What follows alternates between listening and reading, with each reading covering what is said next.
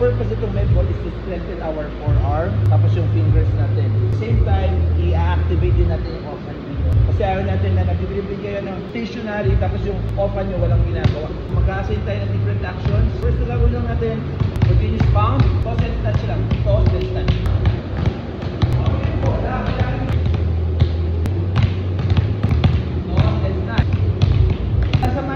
Toss and snatch at saka yung hand exchange cross. Toss and snatch, toss and snatch.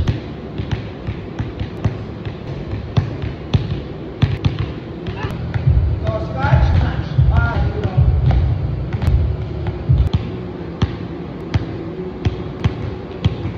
Instead na toss, then snatch, or toss and catch, gagawin natin slam, then grab. 1, 2, 3. Bila.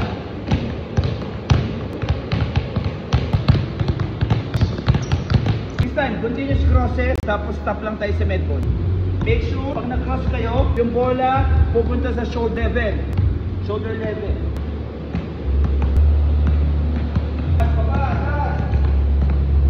See, ito yung normal na spin move na ginagawa natin. Iikot lang kayo niya. This time, tuturo ko sa inyo, spin, chill. Sinabi kasi nakikita niyo yung mga big man, tapos sinisilyohan nila, sinisil nila yung defender nila. Gagawin natin, naka-open stance kayo dito, tingnan nyo yung pa ako naka-split stance pero nakatalikod ako sa ring. 1, 2, sa pangatlo, ito pa ako, nililipat ko lang dito. Tapos yung bola, nililipat ko sa kabila.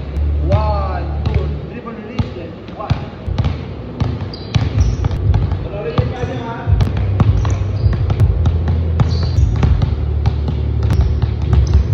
Para limited yung space nyo. Kung gagamitan yung footwork is spacing, 1, 2, ayan na. 3, dribble release. 1, 2, dribble release. Then spin seal. Spin sa pagkita.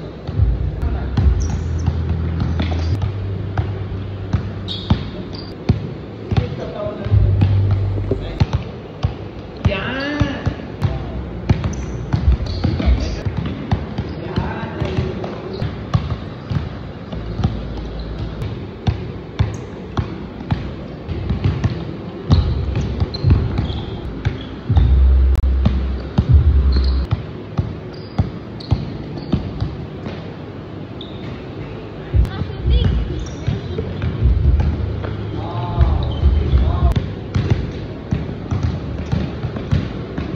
Dustin!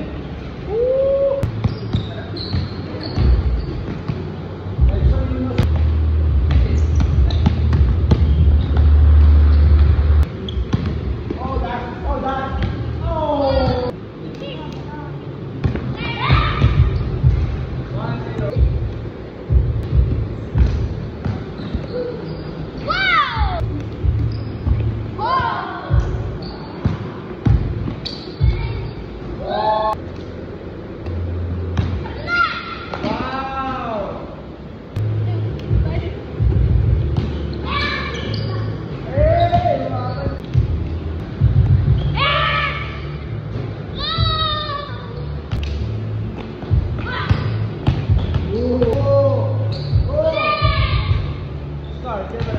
Dito, spin seal, dribble release. Para may protection pa rin kayo. Ayan o.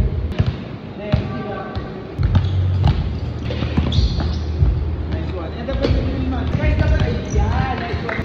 Dito, done. Balik. Magmadali. Huwag magmadali. Gas, relax. Coach. Nice one. That's para may pag-stop. Okay. Yan.